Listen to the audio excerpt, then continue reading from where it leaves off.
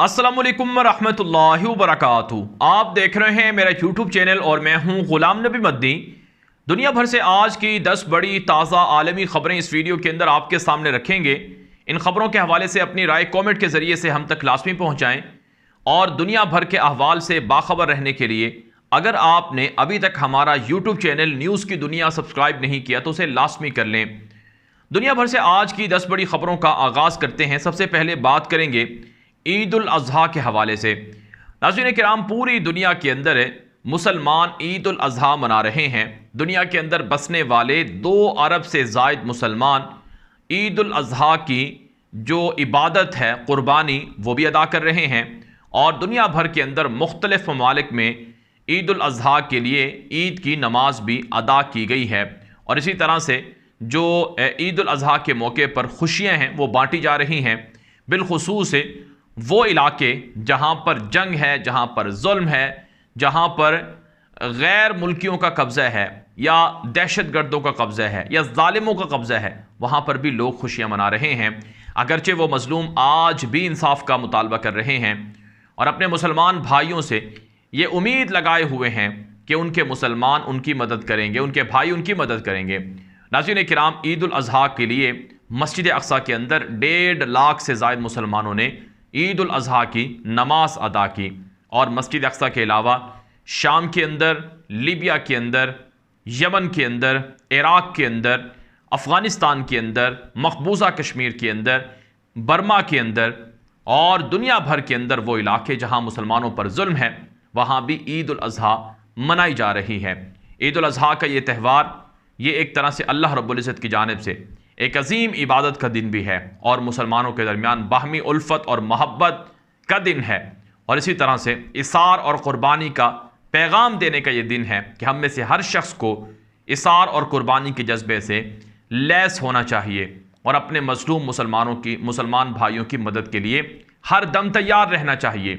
अगर कोई माली तौर पर मदद कर सकता है तो माली तौर पर मदद करे और अगर कोई कुछ भी मदद नहीं कर सकता तो कम अज़ कम उसे अपने मज़लूम भाइयों को दुआओं में ज़रूर याद रखना चाहिए। बारह नाज़रीन काम, अब बात कर लेते हैं जो आज की दूसरी बड़ी खबर है। ये रूस और यूक्रेन की जंग के हवाले से है। रूस और यूक्रेन के दरमियान जंग 5वें महीने में दाखिल है। रूसी फ़ौज ने यूक्रेन के अंदर हमले पहले से ज़्यादा तेज़ कर दिए हैं। रूसी सदर व्लादिमीर पुतिन की जानिब से गुज़श्ता रोज़ ये ऐलान किया गया था, ये हुक्म दिया गया था फ़ौज को कि रूसी फ़ौज पहले से ज़्यादा हमले बढ़ाए और जहाँ कहीं नेटो का असलहा मिले, अमेरिका का असलहा मिले, उसे तबाह कर दिया जाए और यूक्रेन की फ़ौज के साथ किसी भी तरह की नरमी इख्तियार ना की जाए। पुतिन ने यह भी कहा था कि अभी तो हमने सही तरह से, ठीक तरह से जंग भी शुरू नहीं की है, अभी तो पार्टी शुरू हुई है, अभी तो हम वो हथियार और वो टेक्नोलॉजी इस्तेमाल नहीं कर रहे हैं जिससे नेटो और अमेरिका को पता चल जाएगा।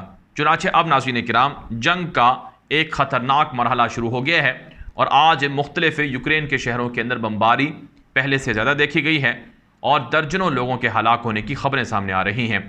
दूसरी तरफ अमेरिका ने धमकी दी है कि रूस यूक्रेन के अंदर जितने हमले तेज़ करेगा उतना ही रूस को नुकसान होगा और रूस के ख़िलाफ़ पाबंदियाँ बढ़ेंगी। नाज़रीन किराम, जो आज की तीसरी बड़ी खबर है ये श्रीलंका से है। श्रीलंका के अंदर मुजाहरे जारी हैं, प्रोटेस्ट जारी है। आपने देखा कि कल श्रीलंका के सदारती महल पर, सदर के महल पर मुजाहिरीन ने कब्ज़ा कर लिया। हज़ारों की तादाद में मुजाहिरीन श्रीलंका के सदर के महल पर धावा उन्होंने बोला और वो सदर के महल में दाखिल हुए और वहाँ से जो ख़बरें सामने आ रही हैं, वीडियो सामने आ रही हैं, तस्वीरें सामने आ रही हैं कि श्रीलंका के अंदर महल में दाखिल होने वाले मुजाहिरीन ने जो बेडरूम थे, उनके बेड जो थे उन पर उन्होंने रेसलिंग खेलना शुरू कर दी, स्विमिंग पूल के अंदर नहाना शुरू कर दिया और वहाँ पर जो मीटिंग हॉल थे, कॉन्फ्रेंस हॉल थे, वहाँ पर बैठकर एंजॉय करते रहे। मुजाहिरीन इस बात पर मुजाहरा कर रहे हैं कि ये जो सदर था श्रीलंका का, गोटाबाया राजापक्से, ये करप्ट शख्स था और इस करप्ट शख्स की वजह से श्रीलंका के अंदर 50 अरब डॉलर का कर्जा आवाम पर चढ़ गया और लोगों के पास खाने के लिए 2 वक्त की रोटी ना रही, ख़रीदने के लिए गैस ना रहा, पेट्रोल मिलना नायाब हो गया। इसकी सारी वजह इस हुकूमत पर और जो सदर था और उसका जो ख़ानदान था, पाक से ख़ानदान, इस पर आयद होती है। इस वजह से नाज़रीन किराम मुज़ाहिरीन मुश्तइल थे। और एक और जो खबर सामने आई है कि कल जहां सदर के महल पर, दफ्तर पर कब्ज़ा हुआ, उसके घर पर कब्ज़ा हुआ, वहीं मुज़ाहिरीन ने जो वज़ीर आज़म थे उनकी रिहाइश गाह को भी आग लगाई। अगरचे इस आग लगाने पर वहाँ बड़े बड़े जो मुज़ाहिरीन को सपोर्ट करने वाले लोग थे, जिनमें क्रिकेटर्स भी थे, उन्होंने इस वाक़े की मजम्मत की। और श्रीलंका के वज़ीर आज़म ने भी इस्तीफ़े का ऐलान कर दिया है और श्रीलंका के सदर ने भी इस्तीफ़े का ऐलान कर दिया है। हालात अब भी जूं के तूं हैं।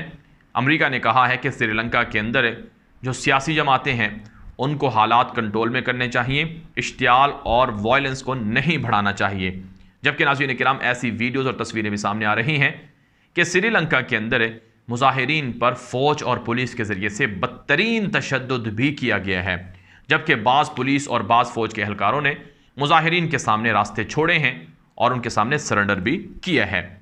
जो आज की चौथी बड़ी खबर है, ये नाज़रीन किराम चीनी वज़ीर ख़ारजा वांग ज़ी और इसी तरह से अमरीकी वज़ीर ख़ारजा एंटोनी ब्लिंकन के दरमियान होने वाली मुलाकात के हवाले से है।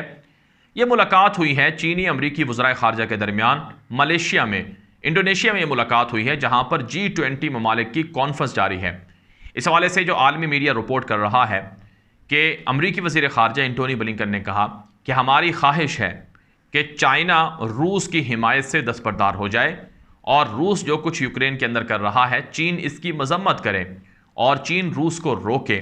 और हमने सफारतकारी के ज़रिए से रूस को कायल करने की कोशिश की है कि वो जंग रोके, लेकिन रूस ये जंग रोकने के लिए तैयार नहीं है।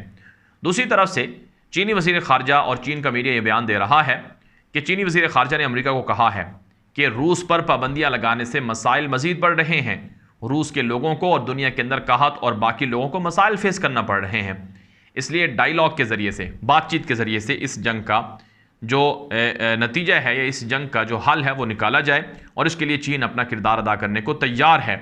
और साथ साथ अमेरिका चीन के ख़िलाफ़ भी ताइवान को लेकर जो इश्तियाल अंगेज़ी कर रहा है, इसे भी रोका जाए। चीन ने यह मुतालबा किया है। नाज़रीन किराम, जो आज की पाँचवीं बड़ी खबर है, ये अमरीकी सदर जो बाइडन के दौराए मशरिक़ वस्ता के हवाले से है। खबर यह है कि अमरीकी सदर जो बाइडन मशरिक़ वस्ता का अगले हफ्ते दौरा कर रहे हैं। इस दौरे से पहले इसराइल और फ़लस्तीन के रहनुमाओं में राबते बढ़ गए हैं। इसराइली जो हुकूमत है वो फ़लस्तीनी सदर महमूद अब्बास से राबते कर रही है और जो इसराइल का और फ़लस्तीन का दौरा शेड्यूल है जो बाइडन का, इस हवाले से बातचीत हो रही है। जबकि नाज़रीन किराम, फ़लस्तीन के मुसलमान अमरीकी सदर के इस दौरे का बाइकआउट भी कर रहे हैं और अमरीका से मुतालबा कर रहे हैं कि अमरीका ने जो इसराइल को एक तरह से मौका दिया है कि वो फ़लस्तीनियों की ज़मीनों पर कब्ज़ा करे और हमले करे, इससे अमरीका दस्तबरदार हो और अमरीका इसराइल को पाबंद करे कि वो फ़लस्तीनियों के ज़मीनों पर कब्ज़ा ना करे। बिलखुसूस हाई शेख जराह के अंदर जो कुछ जुल्म इसराइल कर रहा है, इसको बंद किया जाए। नाज़रीन किराम, जो आज की छठी बड़ी खबर है, ये अल्बानिया और अर्जेंटाइन से है। अल्बानिया और अर्जेंटाइन ये दो यूरोप के मुल्क हैं। वहाँ पर महंगाई की वजह से हुकूमत मुखालिफ मुजाहरे फूट पड़े हैं और अल्बानिया के अंदर हज़ारों नहीं लाखों लोग सड़कों पर हैं और यही सूरत हाल अर्जेंटाइन के अंदर भी है। दुनिया के मुख्तलिफ मुल्कों में महंगाई की वजह से हुकूमत मुखालिफ मुजाहिरों में शिद्दत आ चुकी है। दुनिया के अंदर जब से रूस और यूक्रेन की जंग शुरू हुई, जब से कोरोना वबा आई, उसके बाद से दुनिया के अंदर महंगाई में 30 से 50% इजाफा हुआ है, जिसकी वजह से लोग मसाइल फेस कर रहे हैं। कहत का सामना दुनिया को करना पड़ रहा है और इसकी वजह से दुनिया भर के अंदर मुजाहिरे फूट रहे हैं। नाज़रीन किराम, जो आज की सातवीं बड़ी खबर है, ये पाकिस्तान से है। पाकिस्तान में शदीद बारिशों की वजह से सैलाब मुख्तलिफ जगहों में आया है। बिलखुसूस बलूचिस्तान में और सिंध में सैलाब की वजह से 100 के करीब लोग जाँ बहक हो गए हैं और दर्जनों नहीं सैकड़ों इमारतें, घर और खेत तबाह हो गए हैं। और कराची जैसा पाकिस्तान का सबसे बड़ा शहर, वो भी तालाब के अंदर, समंदर के अंदर बदल गया है। बदकिस्मती ये है कि कराची और सिंध के अंदर और बलूचिस्तान के अंदर जो हुक्मरान हैं वो करप्ट हुक्मरान हैं। वो वहाँ के लोगों की देखभाल नहीं करते हैं, मुनासिब इंतजाम नहीं करते हैं, जिसकी वजह से वहाँ लोगों को मसाइल फेस करना पड़ रहे हैं। नाज़रीन किराम, जो आज की आठवीं बड़ी खबर है, ये सऊदी अरब से है। सऊदी अरब के अंदर हुज्जाज किराम की खिदमत में कोताही करने पर जो हरमैन शरीफैन के मसूल हैं, ज़िम्मेदार हैं, सरबराह हैं, जिनका नाम शेख अब्दुर्रहमान सुदैस है, उन्होंने हुज्जाज किराम की खिदमात में कोताही करने पर 2 मसूलीन को, 2 अहम ओहदेदारों को मुअत्तल कर दिया है, नौकरियों से बर्खास्त कर दिया है। इस हवाले से सऊदी अरब का मीडिया बता रहा है कि ये जो 2 मसूलीन और 2 जो ज़िम्मेदारान मुअत्तल किए गए हैं, इन्होंने हुज्जाज किराम की खिदमत सर अंजाम देने में गफलत बरती, जिसकी वजह से इन्हें बर्खास्त कर दिया गया है। नाज़रीन किराम, जो आज की 9वीं बड़ी खबर है ये तुर्की से है। तुर्क वज़ीर दिफा खुलूसी अकार के ताज़ा बयान के मुताबिक तुर्की पर शाम से, शुमाली शाम से कुर्द बागी मुसलसल हमला कर रहे हैं और हमलों में शिद्दत आ चुकी है। इस वजह से तुर्की शाम के अंदर अपना ऑपरेशन बढ़ा रहा है और कुर्द बागियों के खात्मे तक ये जंग जारी रहेगी। याद रहे नाज़रीन किराम के तुर्की पर कुर्द बागियों के हमले शाम से और इराक से पिछले कई सालों से जारी हैं। तुर्की का इल्ज़ाम है कि ये जो कुर्द बागी हमले करते हैं इनको सपोर्ट अमरीका और यूरोप की जानिब से मिलती है। इस वजह से अमरीका और यूरोप को इन कुर्द बागियों की हिमायत से दस्तबरदार होना चाहिए, वरना तुर्की अमरीका और नेटो के खिलाफ इक़दामात करने पर मजबूर होगा। नाज़रीन किराम, जो आज की 10वीं बड़ी खबर है ये ट्विटर की ख़रीदारी के हवाले से है।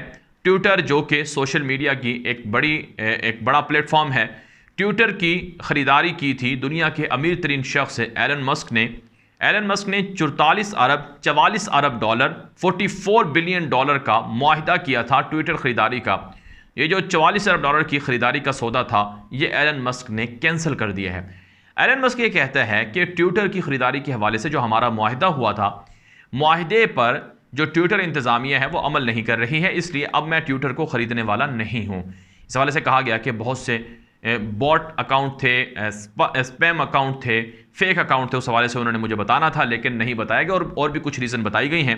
लेकिन बहरहाल ट्विटर ने कहा है कि हम एलन मस्क के ख़िलाफ़ अदालत जाएंगे और कानूनी जंग लड़ेंगे और हमने ये तय किया था मुआहिदे के अंदर कि अगर कोई भी मुआहिदे से दस्तबरदार हुआ तो उसे 1 अरब डॉलर हर जाने की मद में अदा करना होगा। बारह नाज़रीन, दुनिया भर से थी अब तक की 10 बड़ी ताज़ा आलमी खबरें। इन खबरों के हवाले से अपनी राय कमेंट के जरिए से ज़रूर पहुंचाएं। ये वीडियो दोस्तों के साथ नशर कर लें ताकि वो भी ये मालूमात हासिल कर सकें। अब तक के लिए इतना ही, इजाज़त दीजिए। अस्सलामु अलैकुम वरहमतुल्लाहि वबरकातुहू।